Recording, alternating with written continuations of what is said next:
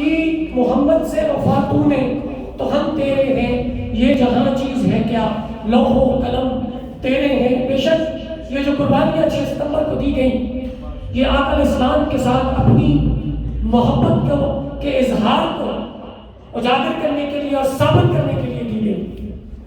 تو جتنی بھی پاک فوج کی تعریف کی جائے، جتنی بھی پاک فوج کا ذکر کیا جائے وہ کم ہے۔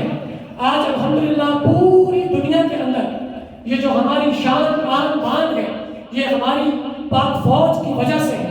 کوئی میری آنکھ سے ہماری دھرتی کو، ملک پاکستان کو دیکھ نہیں پاتا، یہ ہماری فوج کے مرہون منت ہے۔ انشاءاللہ پروگرام کے اختتام پر ہم تمام پاک فوج کے جوانوں کے لیے، چاہے وہ پس پشت رہ کے یا سامنے بارڈرز پر رہ کے یا سیٹوں پر رہ کر ہمارے ملک کو سرو کر رہے ہیں، ان کے لیے انشاءاللہ ہم دعائے خیر جو ہے وہ ضرور کریں گے۔ آج پروگرام کو چار چاند لگانے کے لیے ہماری بڑی ہی ہر دل عزیز شخصیت جناب لیاقت جٹ صاحب کچھ لب کشائی کریں گے پاک فوج کے لیے اور اس دن کی مناسبت سے۔ بسم اللہ، میں ان کو نائب پر دعوت دوں گا۔